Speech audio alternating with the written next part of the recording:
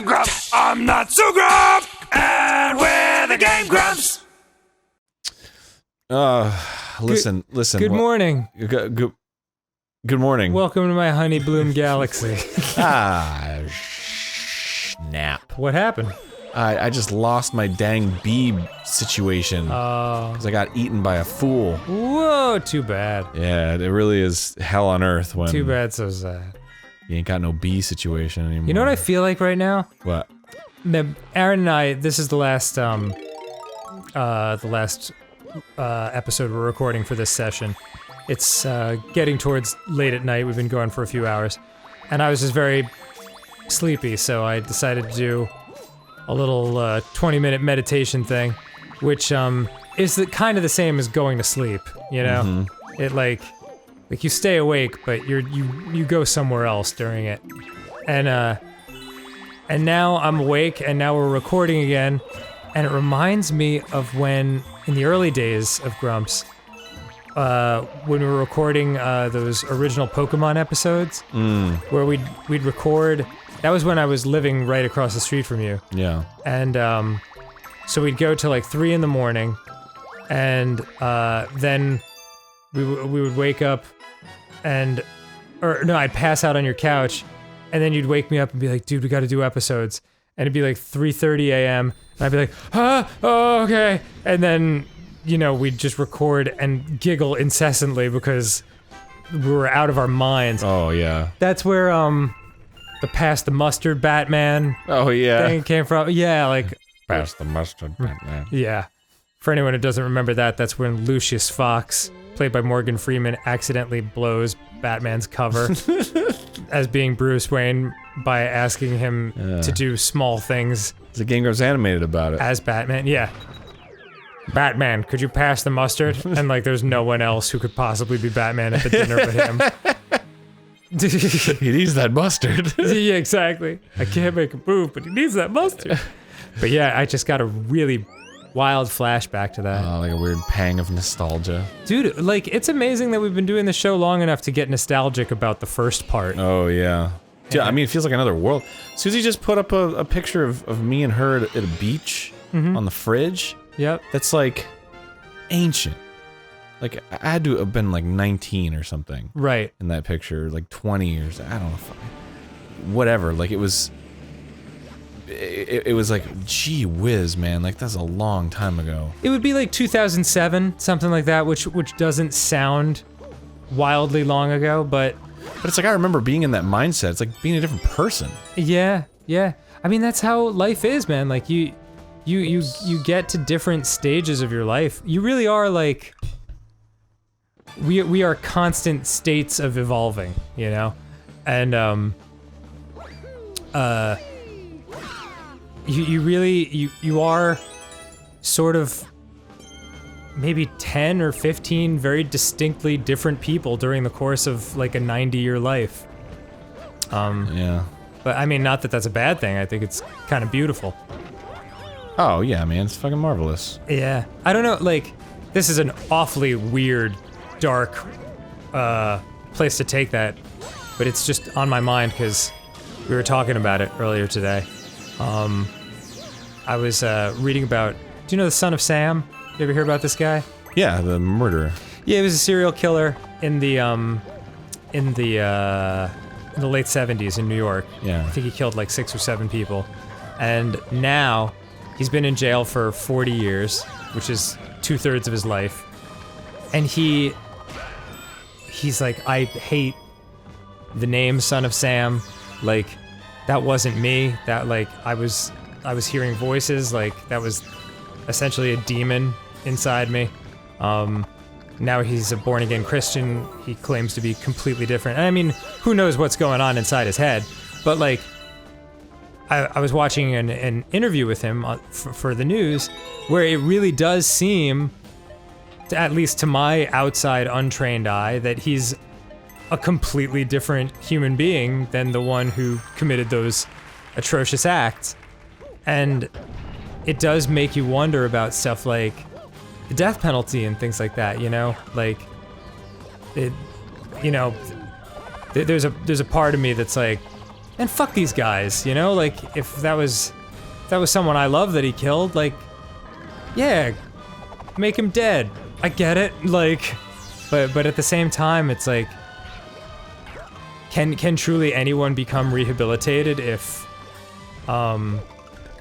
we are different, quote unquote, different people as our lives go on? Yeah. I don't know. You know, he like admitted, like even at the time, that was all bullshit. And he just murdered people to murder people. What, the demon stuff? Yeah. Like, I don't know. Like dog told him to do it or whatever. Yeah. Yeah, that was like, he's like gone on record. He was sort of like, he was in a situation where he like his guard was down, and then he was like, yeah, no, that was all bullshit. Really? Yeah. Well, I mean, like, either way, he's clearly a psychotic person, you Yeah. know? So it's like, it to me, it matters less how the psychosis manifested and more just like, is it possible that he's not that guy anymore, you know? I don't know. I don't know what the answer is. Yeah, I mean, yeah, it's like there's too much at stake. Yeah, believe me, I'm not saying let him out. I'm not like, hey, David, let's chill, bro. You seem like a decent dude now. Yeah. I mean, Sam was a good guy, so clearly his offspring must be pretty dope. I think Sam was the owner of the dog that he was supposedly talking to. Ah, I see. Yeah, that's why he called himself the son of Sam. Weird. Whole weird thing. I'm not into serial killers, not really my thing, but that story I mostly found fascinating because, you know, I grew up in the New York area. So, like, reading the stories about 1977 New York, which was like such a different world. Oh, yeah, man. New York was fully this, like, post-apocalyptic Mad Max kind of place. And,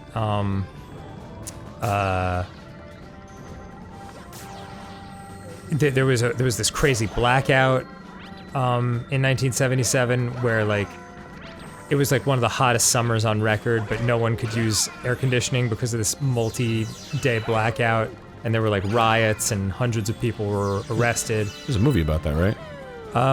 Probably.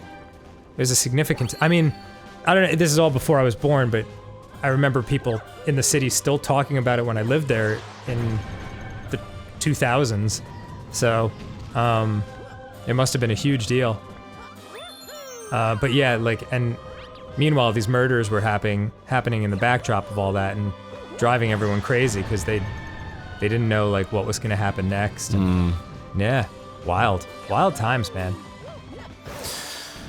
Yeah, man. I mean, and also just to speak to the different, like, it's true, man. Like, if there was, I see. If there was, I was just thinking about yesterday because all this Backstreet Boys reunion tour stuff is going on. Yeah, of course. And like so much of what we do is it's like certain and also uncertain at the same time, and it's just, you know, being the owner of whatever it is, 4 businesses or something. It's like, it's a tough situation, and like it brings up thoughts of like, oh man, like, well, what am I gonna do if everything crumbles tomorrow?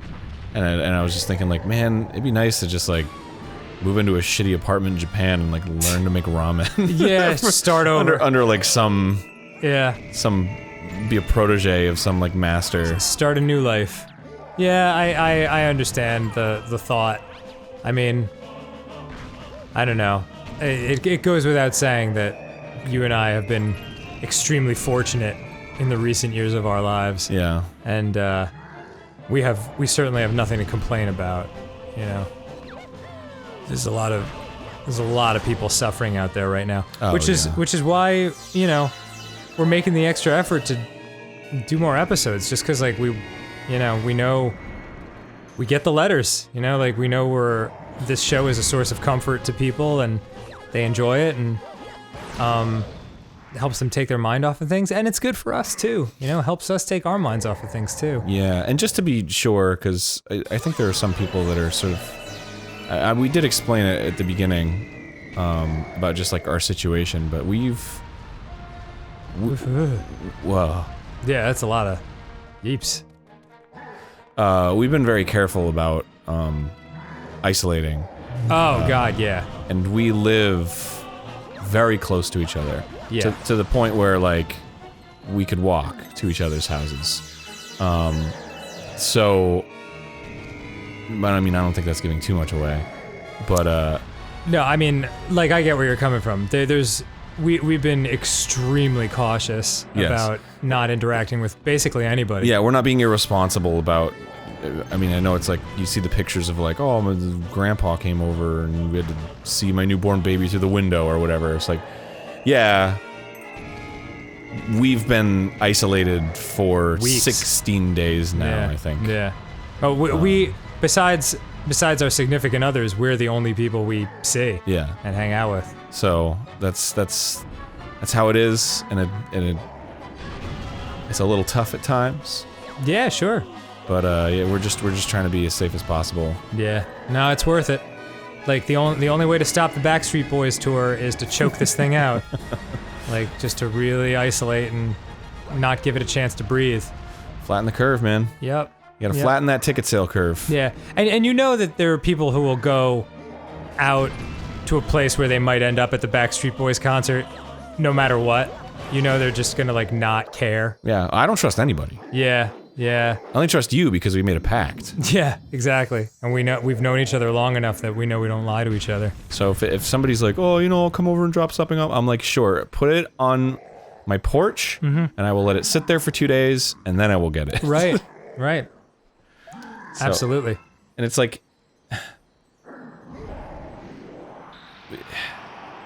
I don't want to... I mean, maybe it's a little paranoid. I just want to say it's like, it's not paranoia, it's like practicality. Like, I can't get sick. Yeah. And, I mean, I can't get those tickets. Yes, yeah. Because it'll throw a wrench in so much stuff that so many people rely on. That I'm the center of a lot of planetary systems. Yeah. And we don't want to die either. Well, that's that whole thing. So yeah, that's an issue. It can be as very well. dangerous at those concerts. Yeah. Like, sometimes if you see the Backstreet Boys in person, it's so beautiful. They're such visions that you just leave your body, and that's it. You just can't breathe anymore. Yeah, that's it. So yeah, it's something to take very seriously, and we hope you're doing the same. And we want to encourage people to do the same. So that's kind of part of the reason to do more episodes and give everyone more to do. Yeah, exactly. Besides watching the Tiger King Netflix documentary for the 8th time because, oh man.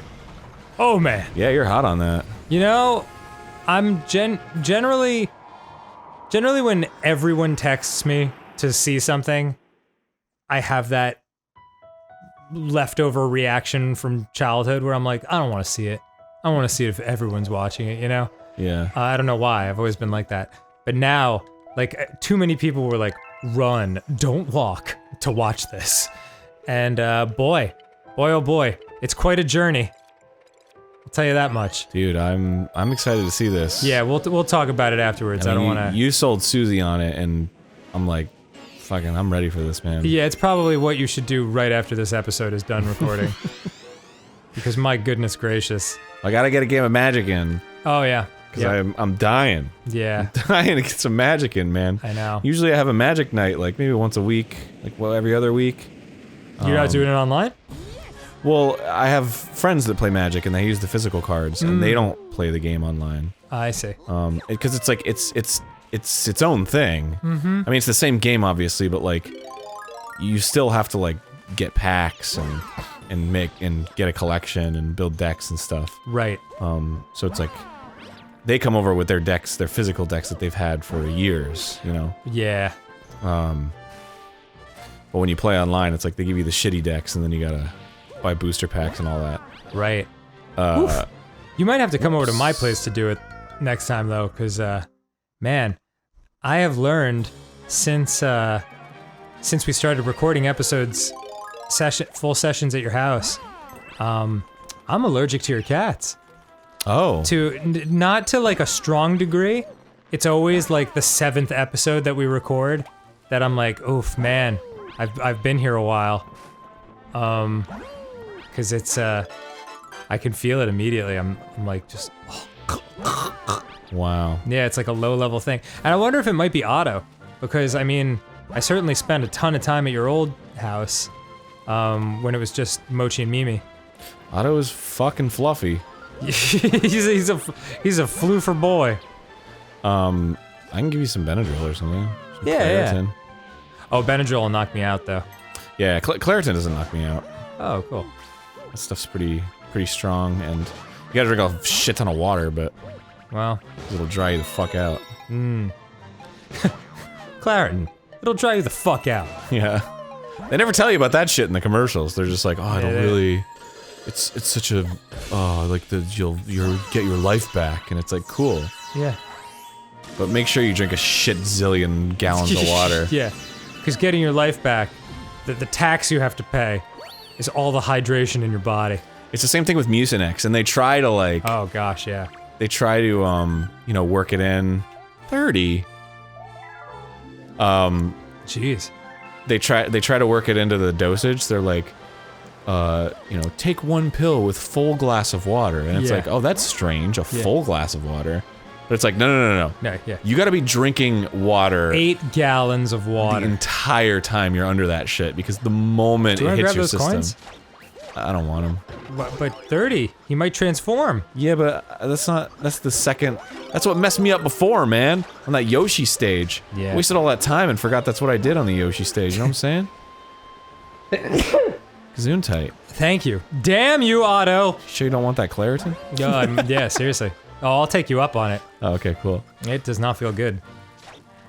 Yeah, next time, right when you show up, let's get you set up, bro. Yeah.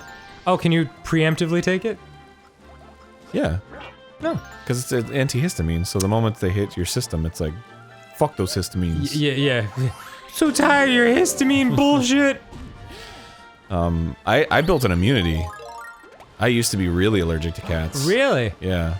I didn't even know it, too. We got Moch, and he was, Yeah, I guess there really is no way to know it until you spend a lot of quality time with a cat. yeah. There we go. Because I used to spend a lot of time with my friend Dave's cat Dibble, and Dibble was totally cool. Dibble's a great name. Dibble was a great cat. Dibble's been gone since the early '90s, but Aw. yeah, Dibble. I'll always love Dibs. But the, when we got him, he just took to me. He's still like, we consider him sort of my cat. Who, Mochman? Yeah. Oh yeah. But You're he's- the one who must pet his ass while he eats. Yeah. He just loves me, waits for me when I'm at work. He'll just sit by the front door, and then when I come home, he's just so fucking excited. Yeah. But when we first got him, he would sleep at the head of my pillow. And I'd wake up and it would just be Oh yeah. agony, my entire face. Agony. Like I just couldn't breathe. That got a Whoops. whoops. Got a little Chicago there. Yeah. I mean, agony there. A little agony in my life, you know? It burns. Yeah. Burns like the freaking fires of LA. Oh, my throat was closed up. No room for that day. But then it just stopped after a while. Nah. And maybe I just have like low grade whatever for the rest of my life, and it makes my life miserable, but you know, it's fine. Yeah, you got It's totally fine. just minor histamines. Yeah. Just little histamines, you know? Baby histamines. Yeah. It's like, what do they say? Would you rather fight a horse-sized duck or 100 duck-sized horses? Boy, 100's a lot. I don't think I want to fight 100 of anything. Yeah. Unless they were ramen noodles. I'll take on 100 ramen noodles. No problem. Yeah. But it's like if they were... Give me your worst, you delicious Daifuke. Wait, what's the word? That what? Din Tai Fung. Din Tai Fung. Yeah. So good. So delicious. You get ramen at Din Tai Fung? The flotaceous blimp fruit. Yeah, because the dumplings give me hellacious farts. Now you know my awful secret. There's a place in Eagle Rock, called Mason's. It's really good. It's better than Din Tai Fung. Really? Yeah, it's like some famous Chinese chef. Well, when we're allowed to go outside again, because the fucking Backstreet Boys decide their tour's over, I forgot about then I'd gladly check it out. Yeah, it's great. It's good stuff.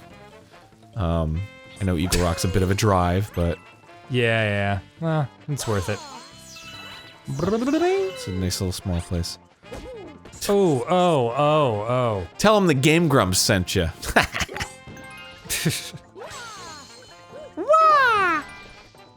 Oh yeah, give me that life back. It's a Yoshi stage, which is a surefire indicator that I'm gonna love it. Yeah. Which means we're T-minus 45 seconds out of... I really don't like Yoshi in this game. Whoa! Oh, this is adorable. That's how I feel after eating Din Tai Fung dumplings. Yeah, just burping my way backwards up into the ceiling. I gotta admit, this is pretty funny. Yeah, this is adorable. I like the tea kettle sound he makes. Yeah. Woo! I don't like the popping though. Makes me feel like Yoshi exploded. Oh, he's like, Yeah. yeah. That's okay. Explosion. He's alright, Dang man. You put Yoshi through a lot of stuff in the Mario series, Yeah. but he always comes back. He loves you, man. Yeah. It's just him. Even when you think about all the times, whoa, excuse me. Oh Whoa, boy. Oh, okay. Oh, hello. You chose poorly. Wait, did I just like? Oh, here's a little secret, man. Yeah, man. I went backwards through the stage. Oh, that's interesting. Look at that. I mean, if it's like a rotator, right? You clever Yeah, let me boy. just grab that. Eat your wings. It's kind of fucked up, but whatever. Yep, but it shouldn't have been so dang delicious. Those Kind of your wings fault there. really Think you did that. Get me pumped. Oh yeah, he Nice. automatically eats it. I'm into that. Yeah.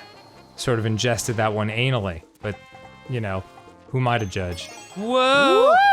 Oh, this is bizarre. Yeah. So, oh, fuck, Yoshi, no! He's alright, he's on the other side. Where'd he go? Oh, stop it. Yoshi, stop! Yoshi, dude, where are you going, man? No, did he die? I think he died. Oh, fuck. Well, now you got a problem, son. That's okay, I gotta just go back. Oh, there's an egg. Oh, what the hell? Where, this level is bizarre. Yeah, there's a lot going on here. Yes, I'll take it. I'll take it. And I'll take it. Look at that, 3 mushes. Wow. That's an excellent investment. Yeah, I feel bad for you, son. Got 99 problems, but a Nintendo Switch ain't one. Did that all by myself. Hey, did you really? Yeah, just now. I felt like that was like from a meme or something. Oh, it probably is. So well crafted. Thank you. Yeah. It's just rhyming one word, so I can't act like I, you know, cured a disease or anything. Well, you know, everybody's made every meme in the world. You know, it's like a Simpsons episode. It's like, there's a meme somewhere. Gee, dude, remember we were trying to name STARBOMB? We're like, Oh, oh yeah. my god, every band name is taken. Yeah. Oh yeah. Yeah, That was all you though, man. You picked that winner. It was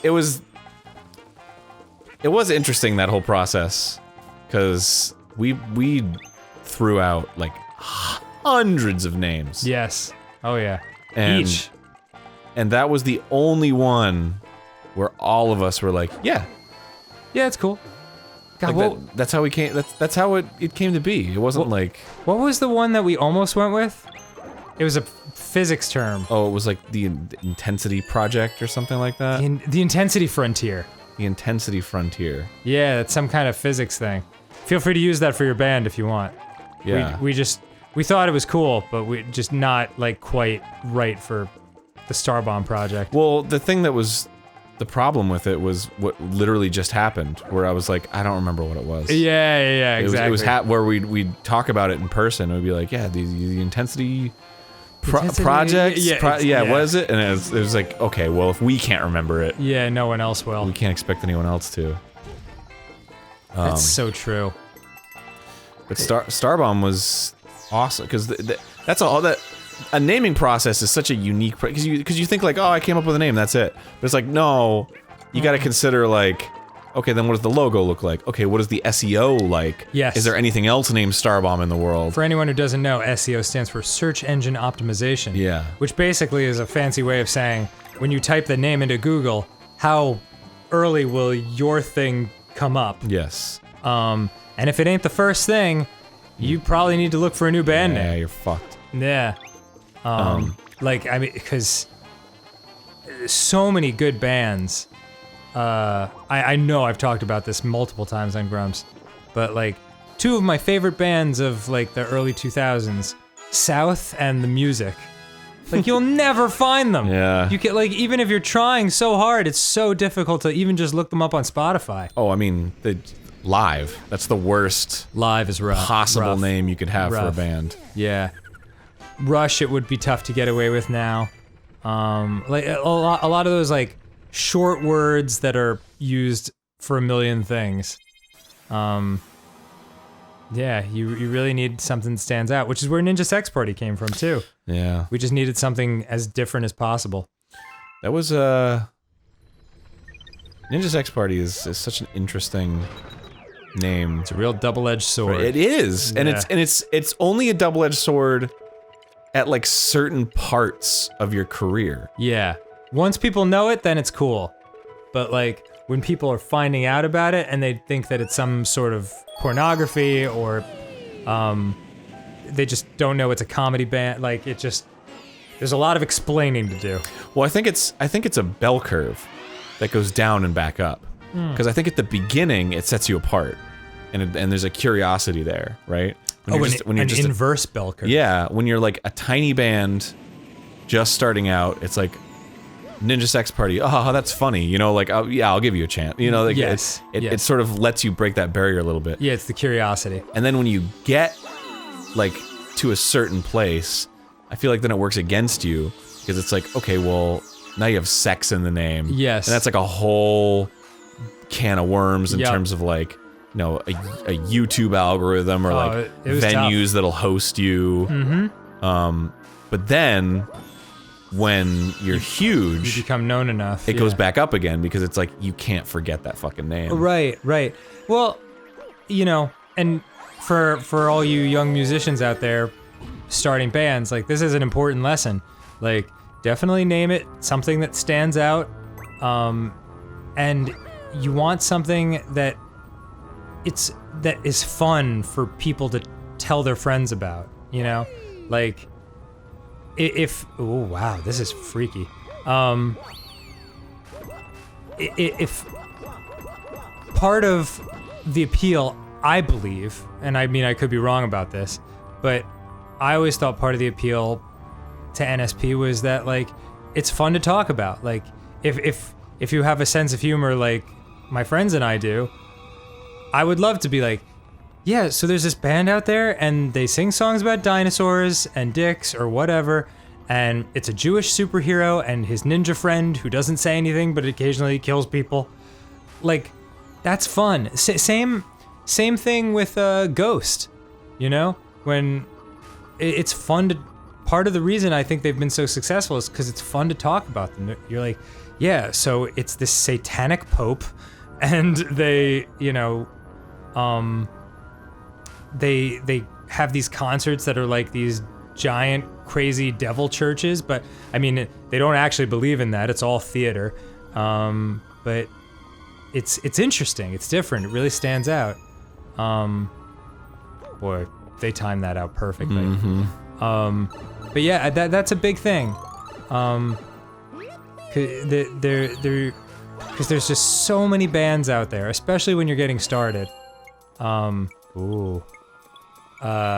This is beautiful, by the way. I feel like not a lot of video game companies outside of Nintendo would know how to do this right.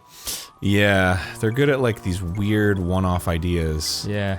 And they explore them, and then they iterate on them, and then they challenge you, and then that's it. Yeah. And then they just throw it out. Yep. So yeah, that's an important thing. Don't just allow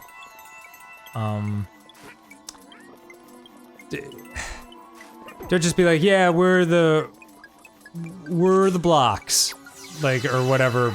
I don't know, whatever name, like Windows or something like that. You know, it's just tough. I mean, granted, some people are totally against that sort of thing. They're like, listen, I'm gonna be judged on the merits of my music, and image be damned. I respect that too. But man, it just makes it so much harder to get things started, you know? I certainly respect it, but I don't believe it. It's like, you gotta be realistic. Like, especially if you have goals, right? Like, if you just want to write music and put it out there and you call it what you want, like, fine. Oh, totally. But if you're like, and also I want to be able to pay my bills with this, it's like, okay, well... Yeah, here's the game. You have to position yourself in a certain way. Hey bro, everyone left me behind. What the fuck else is new? Yeah, like, I had to hustle to get up here. If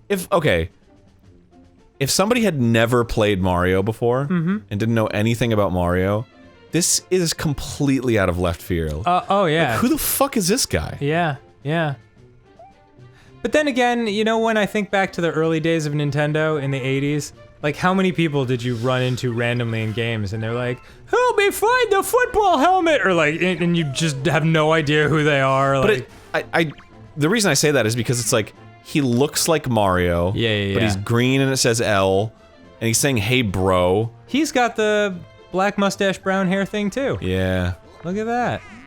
I hate it. I know you do. It's drives funny. me crazy. What the fuck was I gonna say? Just being realistic when it comes to starting off bands. Yeah. If you want to pay the bills. Well, yeah. I mean, that's something I hear a lot. People are like, I just want to do it all on my own, you know? It's like, it doesn't work like that, though. Like, that's not how the world works. I wish it did. You know? Like, if you need help, like, everybody's had help.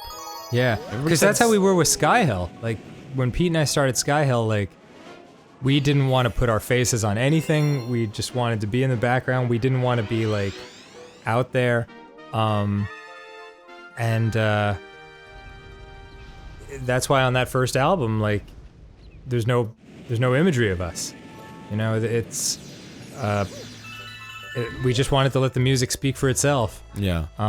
Which is fine. Yeah, and we sold maybe 10 albums. Yeah, exactly. You have to be willing to okay, well that means that it's gonna be a lot fucking harder. Yeah, totally. And you can't be frustrated when people don't connect with it because it's so, you know, it's so intangible. Yeah. I mean, like, it worked for Tool, but I would say, A, it's not how they do things anymore, and B, I would say it's the exception to the rule, you know? Oh, yeah, absolutely.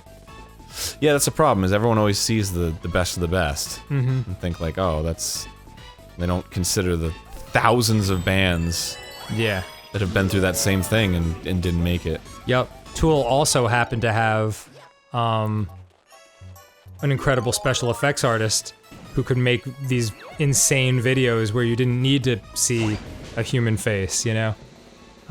You could just do all claymation and they were captivating. Oh yeah, Tool definitely had like many hooks. Yeah. That like helped them. It wasn't just the music with Tool, like the aesthetic was there and the timing was right. Yeah, it's true. It was right when grunge took over, and they're not grunge, but they're heavy like grunge. Heavy in a similar way where, you know, they could tour together. There's footage of Tool playing with Alice in Chains in the early days and stuff like that. Yeah, it's a different world at the moment, certainly in music, but you know,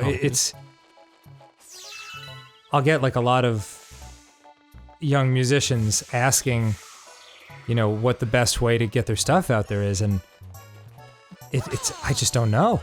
Like, oh yeah, it's so different now. Yeah, well, it'll just never be the same story twice. I feel like I've certainly talked about this on the show. Yes, absolutely. I have the same experience. And people are like, how do I get into voice acting? I was like, Fuck if I know, man. Yeah. Become a YouTuber? Start like, a video game show, I guess? Yeah, but I mean, like, that's the thing, you know, you just can't, oh my god, it's so hard to concentrate on saying anything right now when this is happening. Yeah. And the music is like, sorry. Yeah, it's, I feel like I've described it this way before. It's like a fog, you know? Trying to find your audience. And you have to just kind of like push the fog out of the way and do all these different things to, in addition to like working on your craft as hard as you can relentlessly every day, you know, for years. That's crucial. You can't, there's no shortcut for that. But like, you just want to like do all the things in your favor that you can, and that will like wave some of the fog out of the way. And then when the fog separates, you walk through it and you get to that next level, and then you figure out how to push that fog out of the way. But the thing is, like, for me, that was joining Maker, you know, and moving out to LA and like getting into the YouTube world, like where in a place where it was centralized. But Maker doesn't exist anymore. And like Let's Plays were much fewer and farther between when in 2013 when you asked me to join the show. So like it was a different kind of world. So like what I'm saying is like that fog, as you push your way through, even after you get through it, the fog closes up behind you. So like no one else can take that exact path. And that's a tough thing to describe to people because like it's just so, it feels so unfair to say that to someone who like is hopeful that there is one answer, you know? I feel like it could be generalized a little bit. Like consider the thing that is always frustrating to see like young artists experience is this sense of, like you say, when it's like, I just want the music to speak for itself. It's like, okay, well, consider what that is, right? Like, if you're just working on your craft, you're becoming a better musician. Like, and that's it, right? Mm-hmm. Like, you will make good music because you're doing that.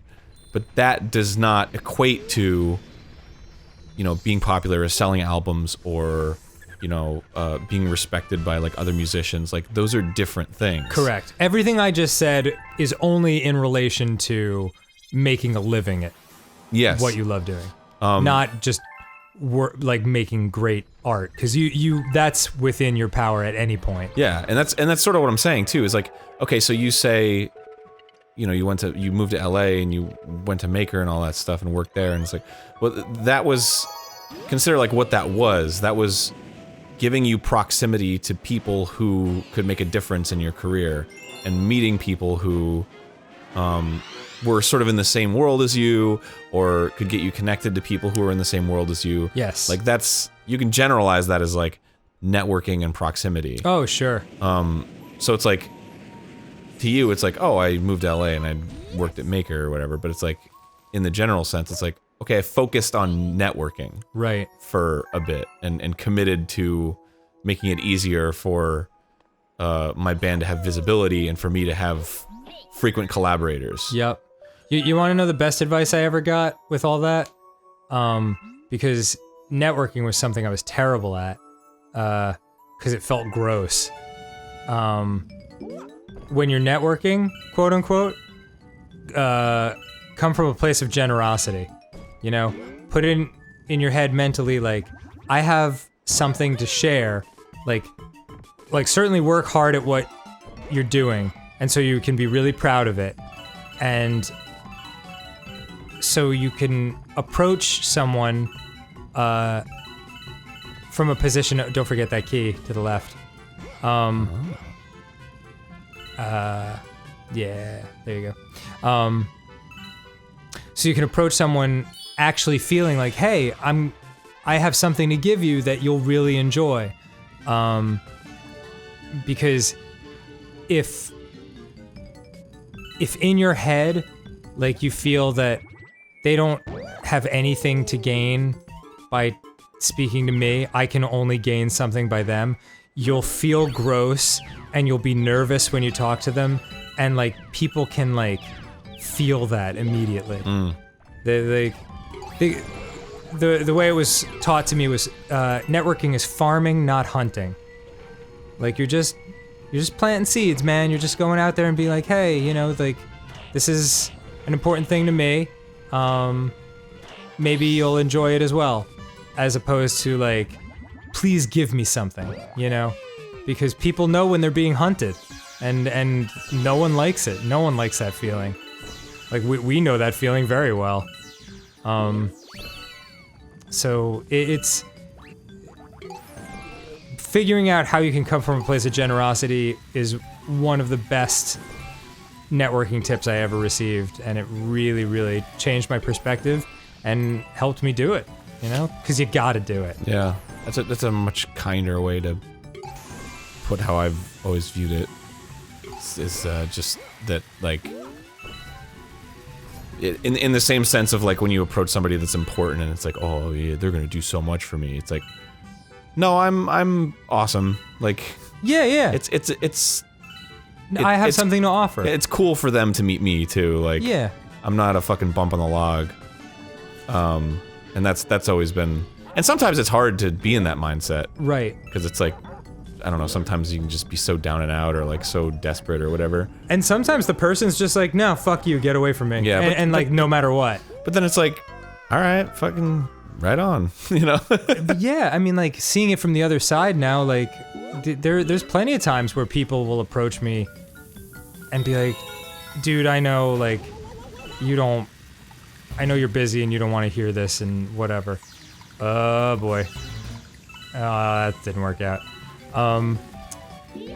But like, there have been tons of times where people will send me their band and I'm like, this is awesome, you know? Yeah. I found a bunch of bands, through, them just being fans of the show and sending me stuff.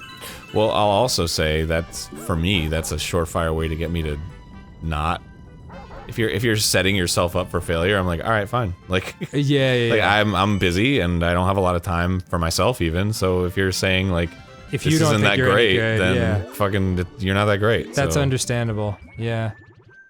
Which seems cruel, but also like it's a little liberating when you realize it from that perspective, because you should be selling yourself if you're trying to. Yeah, like if you think this is what you want to do for the rest of your life, like, you better be good at it. Like, and you better know that you're good at it.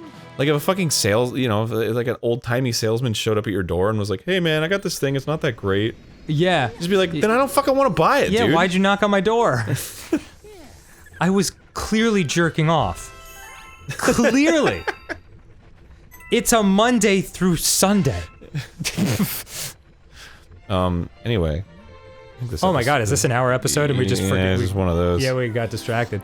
Oh well, whatever. I hope you have a lovely evening, everyone, and good luck, and, you know, pursue your ding-dang dreams. Pursue your ding-dang dreams. It's really important.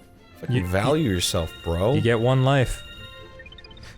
Have a lovely day. Goodbye. Bye, everyone. Is